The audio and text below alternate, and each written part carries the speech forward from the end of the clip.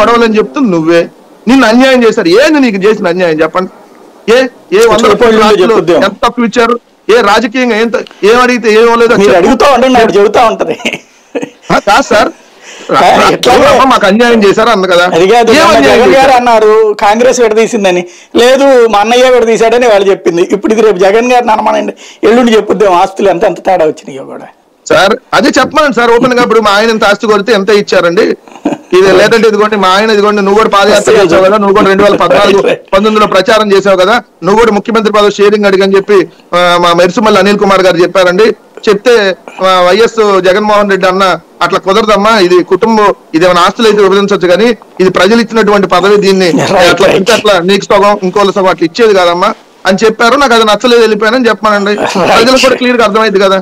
Right. Parthasarathi గారు, భారతీయ జనతా పార్టీకి ఇంకా మంచి రోజులు రాలేదేమో, దేశవ్యాప్తంగానేమో మీరే గెలుస్తారంటే ఆంధ్రప్రదేశ్ లో ఇప్పుడు పురంధేశ్వరి గారు వచ్చాక ఊపు వస్తుందంటే కరెక్ట్ గా ఈ ఊపు మళ్ళీ నందమూరి తారక రామారావు గారి అమ్మాయి నుంచి ఇప్పుడు వైఎస్ రాజశేఖర రెడ్డి గారి అమ్మాయి దగ్గరికి వెళ్ళింది. ఏంటి మీ పరిస్థితి?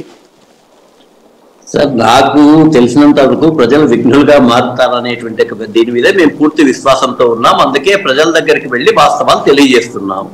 దీని ఫలితం ఎట్లా ఉంటుందనేటువంటిది మా యొక్క ప్రయత్నం తప్ప, ప్రయత్నంలో ఉండేటువంటి లోపం లేకుండా మేము చేసుకోవడం తప్ప మిగతా దాని గురించి మేము ఆలోచించలేము. ఇంకొకటి కూడా మనల్ని అడిగారు, ఎందుకు ఆమెకు సంబంధించి భారతీయ జనతా పార్టీ పెద్దగా స్పందించలేదు. మా దృష్టిలో మేము స్పందించాల్సినటువంటి యొక్క అవసరం లేదు అనేటువంటిది అనుకుంటున్నాడు. స్పందించే ప్రజల్లో ఏదో ఒక చర్చలో పెట్టడానికి, ఇంతకు ముందు వెంకటరెడ్డి గారు చెప్పినట్లుగానే 9 ఏళ్ళుగా ఏమీ లేదు కాంగ్రెస్, ఇప్పుడు ఈ చర్చ వచ్చింది. వాళ్ళ యొక్క ఆలోచన కూడా అదే. వాళ్ళ ఆలోచన కూడా ఎంతసేపు అయినా అమాయకులు అయినటువంటి ప్రజల్ని మభ్యపెట్టడానికి. మన దురదృష్టం ఏంటంటే ఎక్కడా లేనన్ని ఛానల్ మన ఆంధ్రప్రదేశ్ లో ఉన్నాయి కాబట్టి ఆ వ్యూవర్షిప్ కోసమో టీఆర్పీ కోసమో ఏదో ఒక ఛానల్ మాట్లాడుతుంది, అంత తప్ప ఇంకా వేరే ఏమీ లేదని చెప్పేసి మేము భావిస్తున్నాం. మేము దానికైతే పెద్దగా సమాధానం ఇవ్వాలి. మీరు అడిగారు కాబట్టి ఆమెకు సమాధానం చెప్పాను తప్ప, లేకపోతే సమాధానం ఇవ్వాలి. వైసీపీ తర్వాత హైయెస్ట్ టార్గెట్ చేస్తుంది బీజేపీనే, కానీ బీజేపీ మౌనంగా ఉంటుంది. ఎందుకని?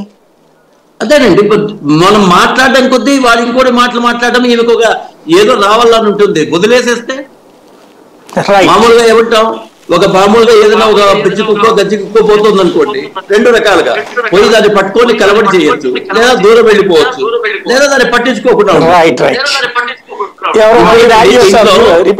చెప్పాలనుకుంటున్నా. మణిపూర్ కు సంబంధించి మాట్లాడారు, ఇట్ ఈస్ నాట్ కరెక్ట్ అండి. నేను ఓపెన్ ఛాలెంజ్ ఇచ్చాను, ₹1,00,000 నేను ఇస్తాను, ఎక్కడైనా సరే కాంగ్రెస్ హయాంలో కంటే భారతీయ జనతా పార్టీ హయాంలో ఎక్కువగా మత కల్లోలాలు జరిగిందాయని వీళ్ళు రికార్డెడ్ గా ప్రూవ్ చేయగలిగితే. ఇంతవరకు దాని మీద అటు కాంగ్రెస్ పార్టీ కానీ కృష్ణాజిలాల్ గారు కానీ చెప్పకుండా మణిపూర్ సంఘటన తీసుకొచ్చారు. మణిపూర్ సంఘటన ఇట్లయితే ప్లాటెడ్ సంఘటన 3 నెలల కిందట జరిగితే దాన్ని తీసుకొని వచ్చి సరిగ్గా పార్లమెంట్ జరిగేటప్పుడే తీసుకొచ్చేది. ఇది కాంగ్రెస్ యొక్క కుట్ర. అది దాని మీద బ్రిటిష్ వారసత్వంగా వచ్చిండేటువంటి కుట్రలు వాళ్ళకి.